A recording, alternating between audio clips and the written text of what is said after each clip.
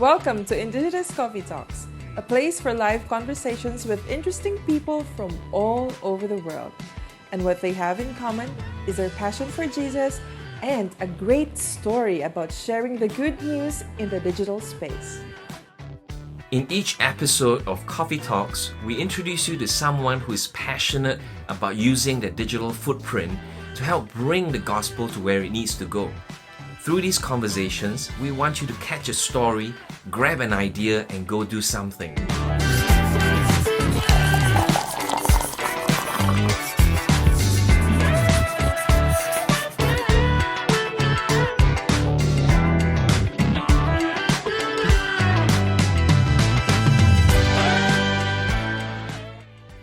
Welcome again to Coffee Talks. In today's episode, we are joined by Shin Meng. He's a Korean American who is living currently in Aberdeen, Scotland. He is an artist, a dad, a husband, and he creates stuff. And we're excited to introduce him to you. When we think of digital, we normally think of coding. Let's expand our understanding to the digital art world. That's right. Thank you so much, Anne. It's been so long since we last had this duo of ghosting together. So thank you so much, everybody. And again, welcome to Coffee Talks episode. So in this episode, you will be expecting what it's like to be a digital artist and someone who also loves Jesus. So welcome, Shin. Hi, how's it going? Hi. Welcome to Coffee Talks. We're so glad to have you here. Excited. Yeah, I'm super excited. Yeah. Can you tell us where you are now? How it's like there in Aberdeen?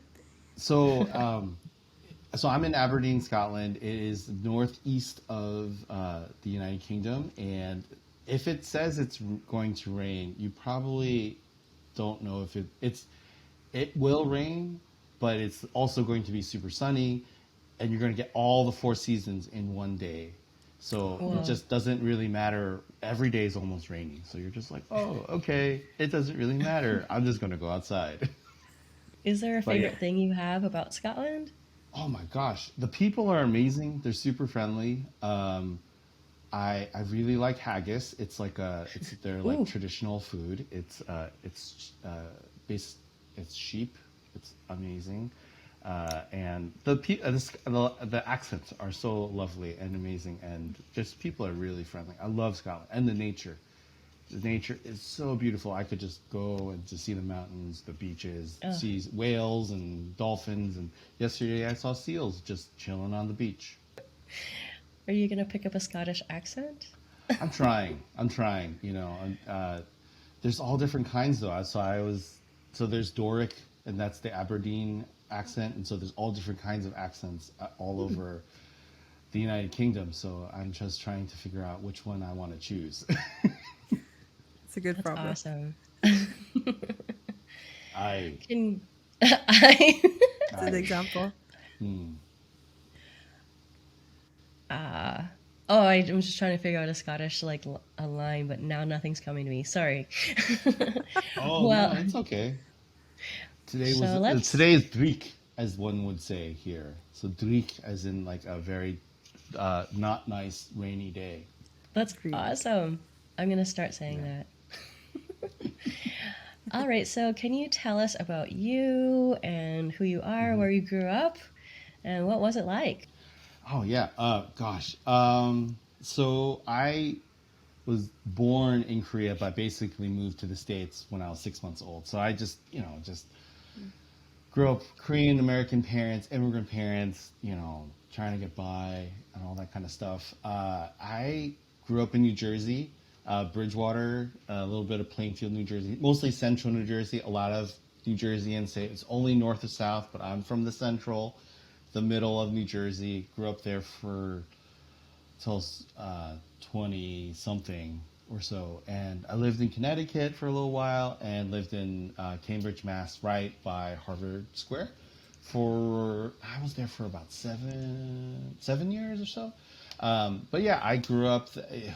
It's basically like you have that dynamic of I have an older brother and I'm the younger one, and so there's two, right? So it's like he was the straight A student. I was like barely the C plus student, and Oh no. just all over the place. I was ADHD. I was like running around like my head cut off and just like running around in the countryside of New Jersey, and but the only thing that really could calm me down was like art. Like art was like the huge thing for me growing up, and just running around. I just like climb trees, do all this crazy stuff, just as a little wild, but full of energy.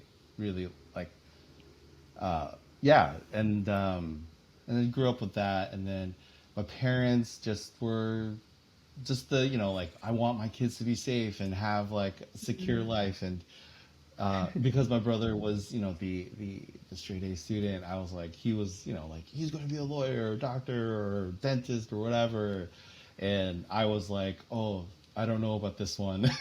This one is really strong, but not the most academically good. I don't know how you want to say it, but I was just bouncing off the wall. So they were more like. Like maybe garbage men. They're a really solid job. You should try like let's do some exercise, let's do some push-ups, and let's be a garbage. I was like, okay, like how about community college? Like everyone gets into community college in the States, so it's like it's not even like there's a bar of entry. It's like let's see if you can get into it. Like I was like I don't even know. I'm a fourth grader. Like I don't even know what community college is. Like okay, like maybe it's really hard. And so I grew up with a low bar while my brother got the high bar, and it was probably different, pressures in that, and so yeah, growing up it was just that, and then like I was artistic, extroverted, liked talking to people, and my parents were introverted and like loved to read books, and like vacation was just like staying at home and reading books, and I was like like I want to see people, and I'm like running around. So like it was just I was always the odd sheep, like black sheep in my family in some ways. Yeah, so that's how I grew up in New Jersey.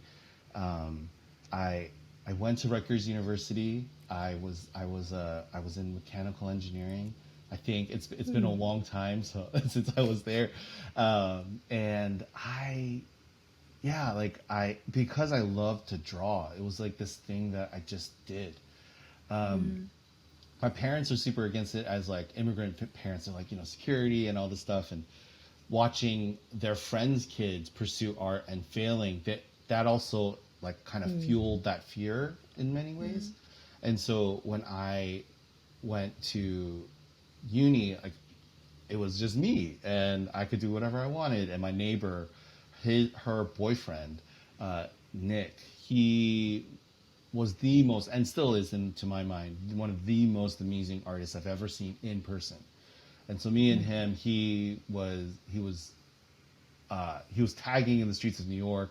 I would tag along with him, and he would like spray paint, and he was 4'11".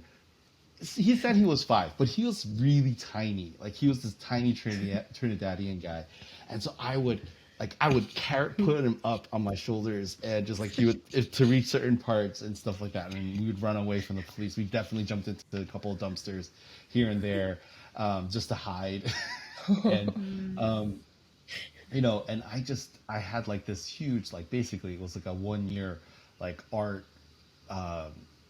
like program that I just drew every single day. Didn't go to school, was a terrible student. Like somehow I passed some classes, failed many of them. So I don't know how I was like they like kept on telling me you should continue to go to school, and I'm like, no. And basically school kicked me out after my first year, and came back home as a failure, I felt like. And I had like notebooks upon notebooks, and I was super depressed. I was like, man, I'm a failure. And I just had this whole notion of when I was growing up, like I just didn't fit in. And when I came back from uni, I just felt like I just need to fit in. So there was this one point where my parents did remove and throw away a lot of my art, and it was really hard for me, but also at the same time I was kind of like, maybe I am doing the wrong thing.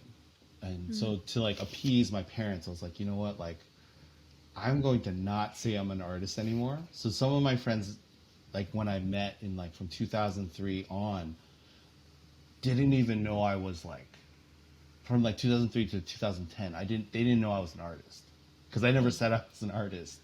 And I had taken like the rest of my art and I just took it to the local park and I just like burned it all. I was just like, you know what, this is like the ceiling. I'm not doing this anymore. I'm no longer an artist. I never did this. And so for about 8 years, I did like manual labor for like, did a whole load of different things for like construction work, plumbing, wall stuff, all this stuff. Like I worked at a nail salon at one point. Let's see, HVAC systems, heating, cooling, mason work. I was a mailman. I worked for the post office for a little bit. I worked at a GameStop, a video game store for a little bit too. You know, like I just did everything. And even tried out my hand at massage therapy. You know, it's just like, I like tried to do all the things. And in those 8 years, I was dying. Like I was like, I can't do this anymore. I'm just, I knew there was something in me. Like I would do all these jobs, but I would quit, or I would do something, or there was something wrong about the job that I just couldn't continue. And my church community and the church communities I've been a part of have been just so, like, it made me learn about God's heart. And so initially when I, like right after uni, I was with these church goers that were just the most loving people. They like all went to like Harvard, MIT, Princeton, blah, blah, blah, like Ivy League, but they never treated me like I was dumb or like lesser than. So then, and they were always talking about this Jesus guy, and it just kind of made like, okay, like whatever they're doing, there's something about it that I need to know more about. So all to say, like, that was one church community, and then another church community, the Elm City Vineyard in New Haven, Connecticut. They have this thriving art community, and they were just like, Shin, like, let's just draw, do some like art stuff. And they're poets, rappers, singers, like story writers, graphic designers for like all these like amazing companies and stuff. And I'm like, wait, you travel around the world, people pay you to like be a poet? What? Like, I don't need to be in this group. Like, this is not my thing. Like, I'm a mailman. Like, I like paint people's toes, you know, like what, this is not the thing that I'm supposed to be doing. And so, for me, it was this, gosh, it was one of the most like weirdest moments where I had like two pens. It was like a Sharpie and like this like ballpoint pen. And I had like like it was printer paper. It wasn't even like nice paper. I was just like drawing on it, and people were like, "Wow, that's amazing!" And I was like, I don't know, like I'm just drawing." And you know what? Like it was finding out. Some people were like, "Yeah, you know, like you know who I am, right, Shin?" I'm like, "Oh, you're like you're just my friend Titus or whatever." And he's like his paintings are on Time magazine. He is like Princeton bought a whole load of his art and all this stuff, and I'm like, oh, and he's telling me that I should continue drawing. I'm like, oh, okay, Wow. like maybe I should do this. And my wife now, my wife, but at the time my girlfriend, she was like, you should really draw. And my mother-in-law, she's like encouraged me so much to continue to draw. She's like my bud. We're like homies, and So nice. all these other friends from Tracy Chang, Owen Burke, Alicia Harris, they have all like just poured into my craft, into my art to continue creating. And that's how my art career started. And that's like, and I feel like God has just been slowly but surely like placing people in my life to be like, you are loved, you are cherished, you're cared for, you're special, like there's a gift in you, you have something more to give. And it just this like slow burn, this like these stepping stones that I had to learn. If I just all of a sudden just became an unbelievable artist, I don't think I would be I don't think I would be able to tell a story as well as I do now. And so it's one of those weird things. Like I feel like God has been always placing these things in me to grow and heal as a person. I don't think I would be a formed human being, like a normal human being in some ways, if it wasn't for those hard but lovely moments. Wow. Can I ask a question? Sure. So, I mean, thank you so much for sharing your how you grew up and your childhood, and then even just like I feel like you're talking more about your identity, like who you are and who and your journey of like trying to figure out who God has created you to be. Like, and so uniquely you. Like, what did and I honestly feel like this is going to encourage a lot of people who are in your situation. You know what I mean? Who aren't straight A students, who aren't really the ones that their parents brag about, you know. So what advice would you give to your younger self, maybe? Oh, I love that question. Oh gosh, yeah. To be honest, it's like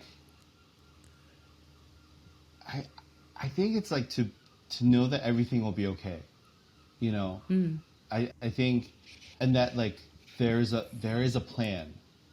Like I remember there's this one time where my like I was there was this whole thing where my parents were like, "You're gonna do this thing, and you're gonna do it for the rest of your life," and like they like kind of painted this whole picture of security, and I was like, and I just felt dread in my body, like there was like, oh, like I'm just going to do this for the rest of my life, and I just felt this I was unsatisfied, and to be like kind of not like always unsatisfied, but like to be like to know that like I wasn't created for this. Like we're not all created to do like I think we're all have like a calling.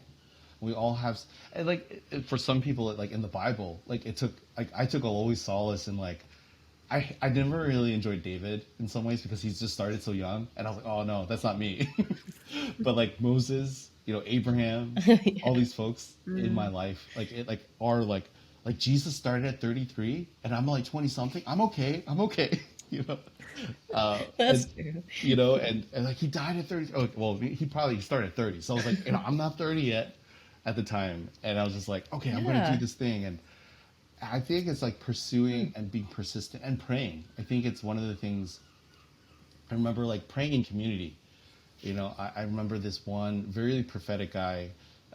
He just kind of prayed this like prophetic prayer with me. He's like, your gifts will be a blessing to your church. Like there are going to be multiple gifts that you have, and they're all going to come together and going to be blessing into your church.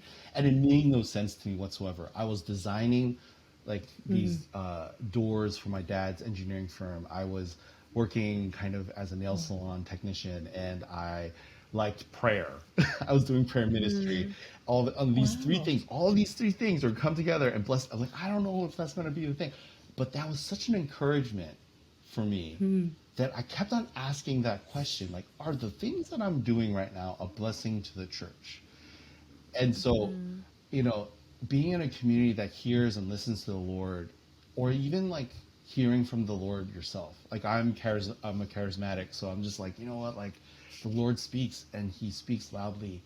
And that's how like I feel like I press through by seeing God's love. I don't know if this is like I answered it properly, but like I just feel like we don't know God's delight. Like Psalm 18:19 is like the Lord like pulled me out of a dark place and delighted over me.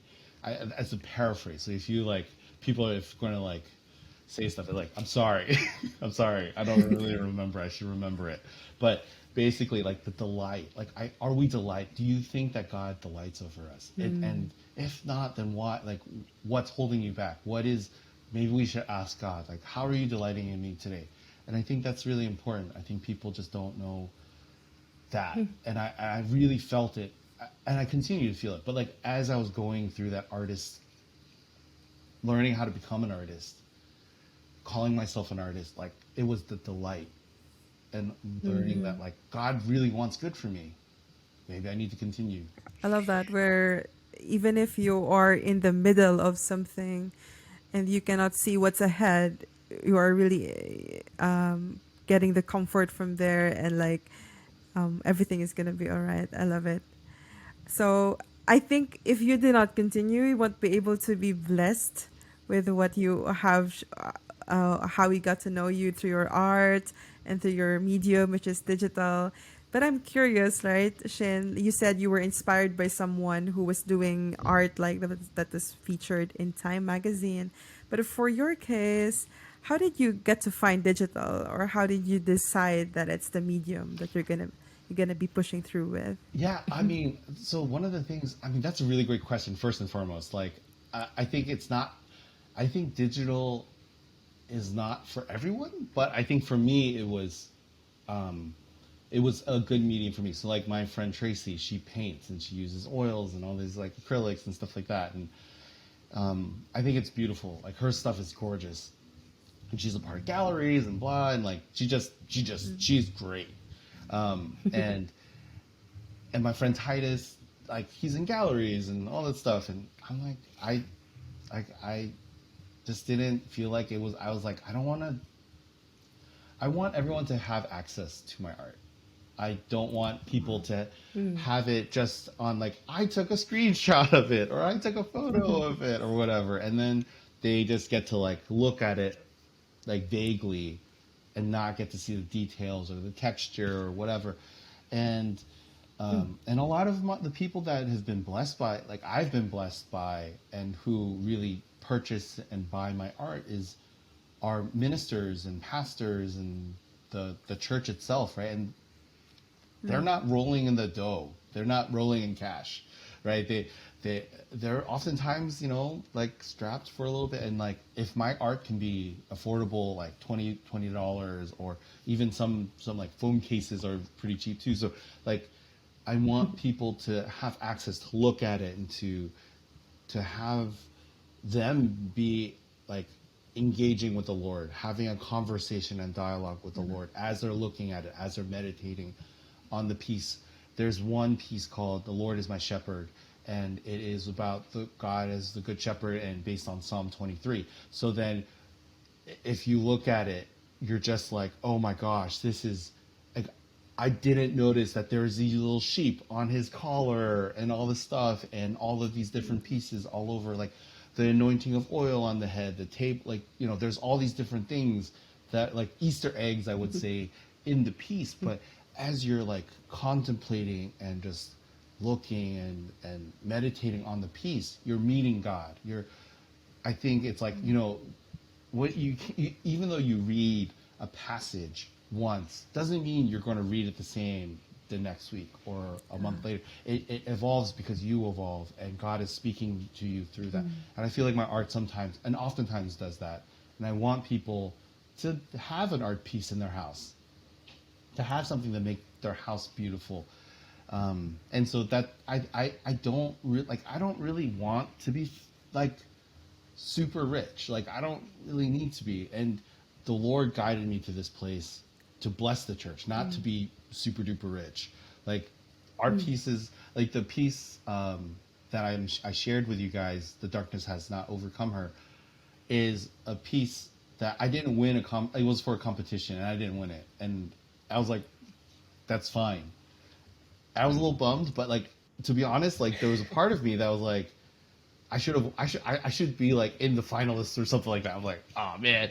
But there was a part of me, I was, like, praying, and I felt like the Lord was like, I didn't call you to win competitions. Like, that's not your purpose, right? And your purpose is to be a blessing to the church. And if this piece blesses the church, then I'm good. And so it's that whole thing. Sorry if it's, like, a long wind. Oh, no, it's great. I love that you want to be accessible. Yeah. And honestly, if anybody looks at your art, it takes a while. You really are just really engrossed in what you're, in the storytelling that you do through your art. And to be honest, I have had one of your phone covers. And I've really long loved the Lord of the Harvest one that you did. And so thanks. And I've always wanted to meet you, so it's been so cool talking to you. So I would love for you to describe to people your style. Like, how you're so distinct with your style. Can you describe it? Because a lot of us are listening to this podcast. Yeah, no, totally. So I call it, like, iconography graffiti, because I take a lot of graffiti elements and I take a lot of stock in iconography, and so it's like these kind of like different spaces and places. I also love like anime and like comic books. I grew up like loving comic books and anime, so like the line work is really important to me. And then, but then I'm like, I love iconography. Like it's just there's something Can you beautiful. explain what that is? Iconography. Oh yeah, sure.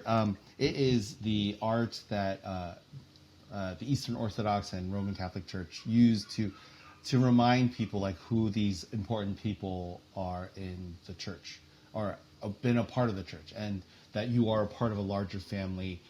That like halos especially are like this indicator that like this is a holy person.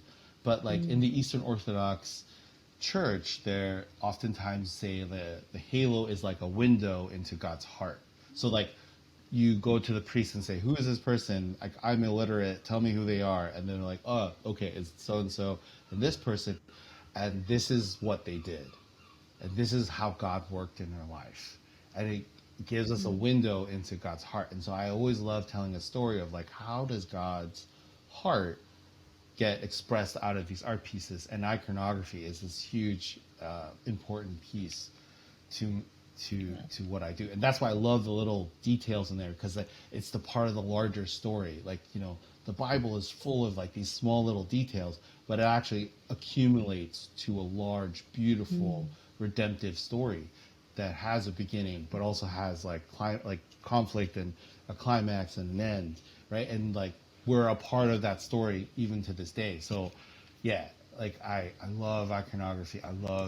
But I also grew up doing graffiti and line work and anime. Like I remember my mentor, he literally took all my pencils and threw them out and says, "Shin, you no longer can draw with pencils, and you must use ink and pen, like permanent things. Like you have to be confident in how you draw and all this stuff." And I was so nervous, but there's something beautiful, and I feel like the Lord just wants me to like just do that. And so my style comes from like the training that I had with Nick, and like the graffiti style that he superimposed into my body, into like how I draw, but then also like taking a very, very Western understanding of art and just combining it too. So I know that it's long-winded again, but yeah, that's what I do and how I draw. I was also wondering, with that unique style that you have, like what are some stories that you get feedback from people who are looking at your artwork, and how is it like? So there was a friend of mine, his name is Brunel. He, oh man, he was backpacking through, I told you guys this story, but like he was backpacking through, I think somewhere in Europe. I want to say Sweden or Switzerland. I know that like they're very different countries at very different locations, but I just don't fully remember. But basically, he was just kind of sitting down, and I had made this project called the Story Project for InterVarsity and USA, and we made these tattoo sleeves, these like fake tattoo sleeves. They're not real, but these are fake tattoo sleeves of this art piece that is evangelistic and brings people to faith and have conversations and blah, blah, blah, all this stuff. And so it was this like huge mural, but we like kind of made it down, like boiled it down to like this like tattoo sleeve. And he was wearing it on the streets. And I think he was at a cafe or something like that and just hanging out. And this guy just walks by and then just stops and then like goes back and says like, what is that? Like, I know that. Like, and he was like, "Oh yeah." And Brunel was like talking to him and all that stuff. And he's like, "I just came to faith because of this thing. Like, tell me more. Oh my gosh, all this stuff." And he's like, and he's just so excited. And my friend's so excited. And he's like, "I have to tell you the story, shit." And blah, blah, blah. And it was, and just even secondhand, like hearing this story has been so lovely. That having like people come to faith, be a blessing, be a light in darkness, has been just a really good, just the place of like, oh gosh, like I am doing something right. I've had just students and pastors, like especially during the pandemic, pastors have been like, like I meditate on your art every day because like I'm trying to shepherd my flock, right? And I'm not able to shepherd my flock, and to look upon Lord as my shepherd is like one of the things that has been a place that I am not the shepherd, and that like to lead, to bring my weight, all the things that they carry to the Lord has been a consistent conversation, or like people like just randomly like messaging me about. But yeah, it's surprising. I'm like, oh, they like it, yay! Well, you are able to connect with people, which is beautiful. And I keep telling other people, but I think it's relevant here too, that nothing in our life is wasted. Nothing. You know, all of your childhood, all of the different trades that you did, you know, nail salon, that's really, really awesome too. But it's not wasted. It's all for a purpose. And you know what I mean? But you don't know until you know. And they're like, oh, this is great. And you can just see God weaving his like redemption through your life. And it's a little tangent, but I think you'll understand.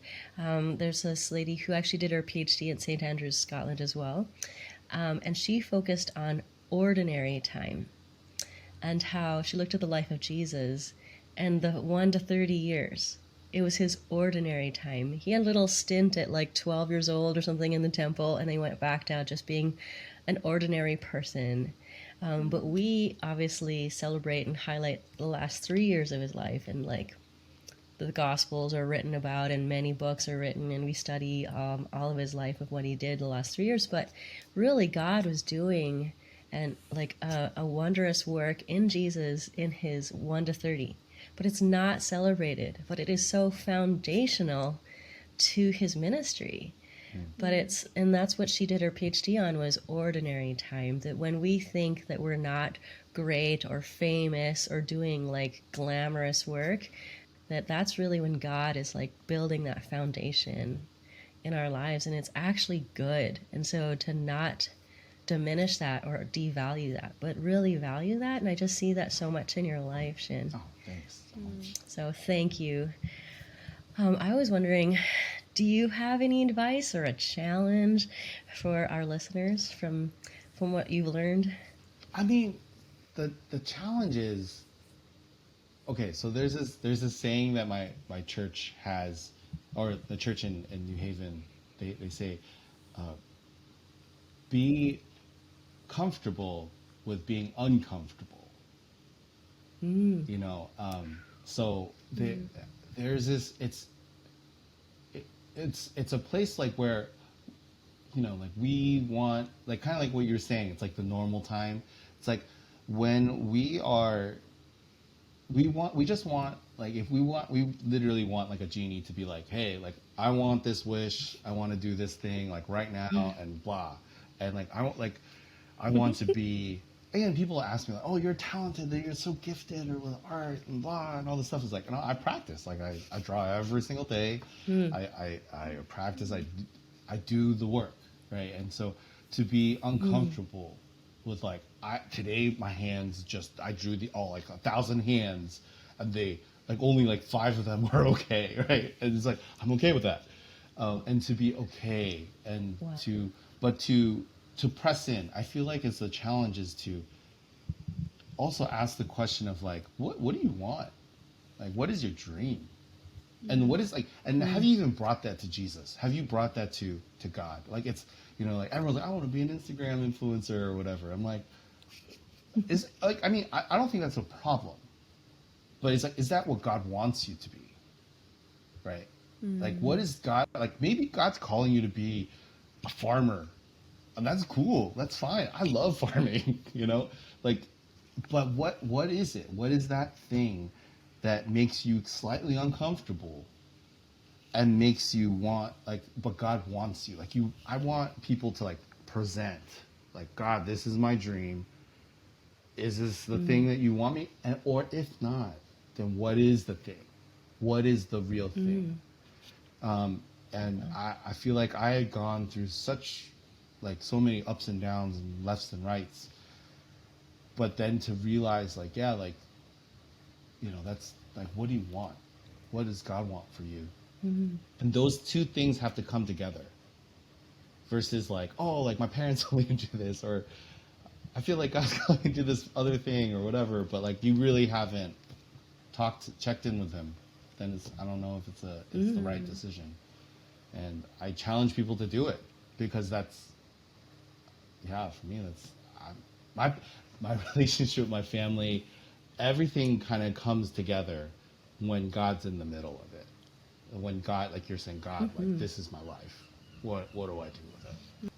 That's right. And I'm just reminded of the reality that it all just comes from your own overflow with your walk with God. Yeah. And that, the unique fingerprint that God might be putting in your life is just seen in your experiences, like as what Anne emphasized earlier. So, yeah. How do people get to visit your space, Shin? What's your website? Yeah, so most of my artwork is through Instagram, so you can find me at Shin Happens. No T's, just N's, so SHIN Happens.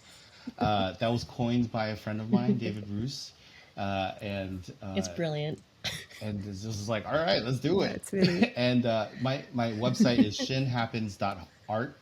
ART, and you can check me out there. But like, if you want like the cutting edge Shin Happen stuff, you just go to Instagram. I post fairly frequently. all right. So thank you so much, Shin, and to our listeners out there. So if you grabbed an idea or did something, we'd love to hear your stories too. You can check our site at ndgt.us/coffee. Or you want to share your stories, email us at coffeetalks@indigitus.org. So we get excited about all the different ways you do missions, especially in this generation. And we want to join you right where you are. Thank you so much for joining us, Shin. Thank you, Anne. Thanks for joining us. You can find more Coffee Talks wherever you get your podcasts. If you like this content, follow Indigitus on Instagram, Facebook, LinkedIn, YouTube, Twitter, and TikTok. We'll see you there.